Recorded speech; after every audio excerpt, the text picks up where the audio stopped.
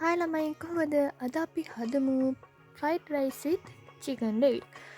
මේකෙදි හැමෝම හදන්න දන්න දෙයක්. මට නිකමට හිතුණා හැමදාම රෑට තමයි ගෙදර මම කෑම හදන්නේ. මොකද උදේට දවල්ට හදන්නේ අම්මා. අප්පච්චිට අම්මාටින් හදන කෑම එකක් නැතුව අපි හදන ඒවා වැඩිය සෙට් වෙන්නේ නැහැ. රෑට ඔය සුකුරුත්තම් පොඩි කෑමක් හදනකොට ඒකට ප්‍රධාන කාර්යභාරය බාරගන්නේ මම. රෑට ගෙදර චෙෆ් මම.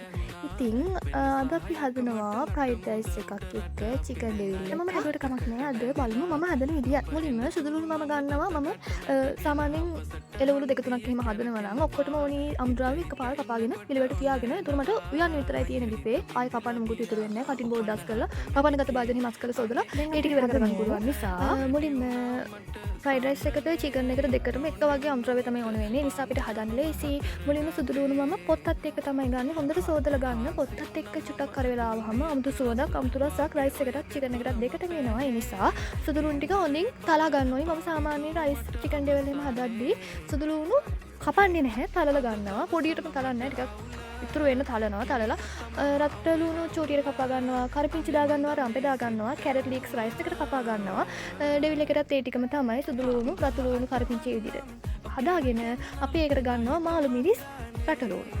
මාළු මිරිස් නම් මම ටිකක් සැරට ඔක්කොම නිසා චූටියට කපා ගත්තට රටලුණු ගෙඩි ටිකක් ගන්නට ලොකුවට කපා ගන්නවා. හේතුව ඒක අර බාගෙට තැම්බිලා කැවිදි තමයි චිකන් ඩෙවිල් එකට අමුතු රසක් එන්නේ. චිකන් ඩෙවිල් එකට මම තව පොඩි ටිප් එකක් යූස් කරනවා. තක්කාලි අරගෙන ඒක බ්ලෙන්ඩ් කරලා ගන්නවා. එතකොට අර සෝස් එකක් වගේ හැදෙනවා. චිකන් ඩෙවිල් එක හදලා ඉවරනාට පස්සේ ඒකෙන් චිකන් ඩෙවිල් එකට චිකන් කෑලි වලට වඩා රස රටලුණු කෑලි මාළු මිරිස් කෑලි තමයි කද්දි අමුතු රසක් තියෙන. සෝස් එකක් දාගත්තම රයිස් එක කන්න පුළුවන්. මත් පිඟන් දෙක තුනක් වුණා.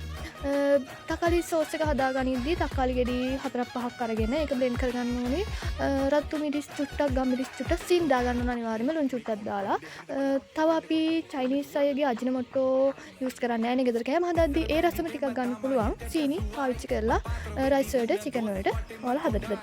දැන් අපි මේ විදිහට සෝස් එකක් හදාගන්නවා. ඊට පස්සේ අපි චිකන් ටික මැරිනේට් වෙන්න තියාගන්න ඕනේ. ඒකට රතු මිරිස් චුට්ටක් ගම් මිරිස් ලුණු කුඩු දාලා හොඳට කවලම් කරලා තියාගන්න ඕනේ වේලසනින්. මම අද කෑම හදන්න ගද්ද ටිකක් පරක් වෙලා නිසා මම මේ විදිහට කවලම් කරලා ඒ වෙලෙම බදින්න ගත්තා. මේ විදිහට චිකන් ටික මම කර වෙන්නම් බදින්නේ නැහැ. සාමාන්‍යයෙන් තැම්බිලා චුට්ටක් කර වුණාට පස්සේ මම චිකන් ටික එළියට ගන්නවා. ඒක හේතුවක් මට ටයිම් එකක් නැහැ. අනිත් හේතුව ඕන්ට වඩා කරුණාම චිකන් ටිකක් නිකන් හයිය වගේ එකක් එනවනේ. ඒක එච්චර සෙට් වෙන්නේ නැහැ මට නම්. ඒ නිසා ඊට පස්සේ චිකන් ටික බාගෙන ඒ තෙල් එකටම සුදුලුණු දා ගන්නවා.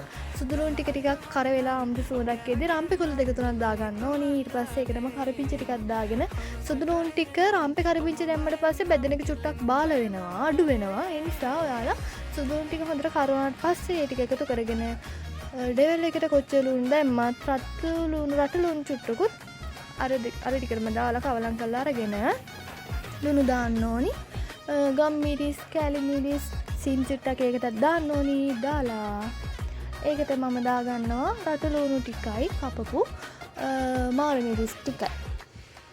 ඊට කලින් ඔයාලා දාගන්න ඕනි තක්කාලි අපි සෝස් එක බ්ලෙන්ඩ් කරලා හදාගත්තනේ. තක්කාලි සෝස් එක දාලා ඒකට ටොමැටෝ සෝස් තව චුට්ටක් දාන්න. ඔයාලා කඩෙන් ගන්න සෝස් එක චුට්ටක් දාලා ආයෙ සෝය සෝස් චුට්ටක් දාන්න ඕනි.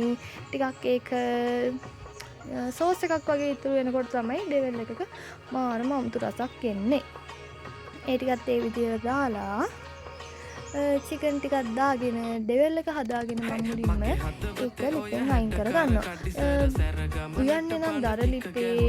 හේතුව තමයි ගෑස් එකේ අපි කෑම හදද්දී භාජනයක ඇතුලින් අල්ලගෙන තමයි කවලම් කරන්නේ. දර ලිප් එක හදද්දී එම නැහැ.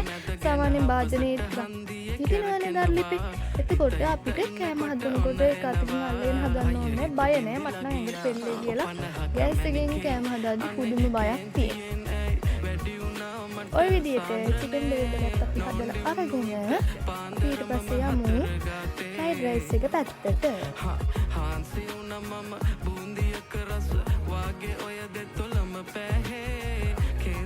ෆ්‍රයිඩ් ෆ්‍රයිඩ් රයිස් එකක රසය තීරණය වෙන්නේ මට හිතෙන විදිහට නම් සුදු ලුණු වලින්.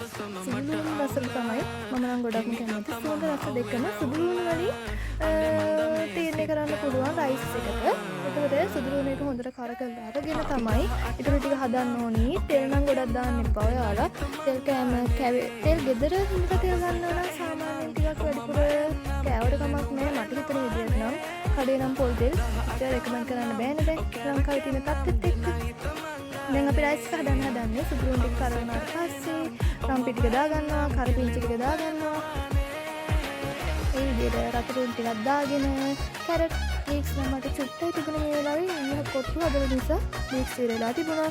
ලීක්ස් ටිකක් දාගෙන ඒ ටික හොඳට දාගෙන රයිස් එකත් තවලම් කරගෙන රයිස් එකත් හදලා දෙවල් එකත් එක්ක කන්නයි තියෙන්නේ.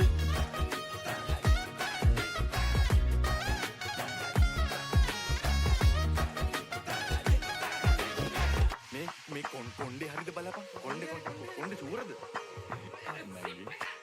ඉස්සර බැඳි බෙම්ම තමා හිතට සුවයි. මං පාත්‍ර වෙද්දි ගුණ දොස් වටෙම ගොඩයි. මේ මොලේ හිස් දැනුනේ ඔයා දැක්කමයි. බැකිතියා ඉඳ හදවත පුස්කයි. ඉඳ හිට රවගත කෙලෙද කනේ ලසන. මම ඇඳ සිරි මට සාලේ මැද හිටගත ගුණවත්. මන්දක වන්න මැගේ පැනගත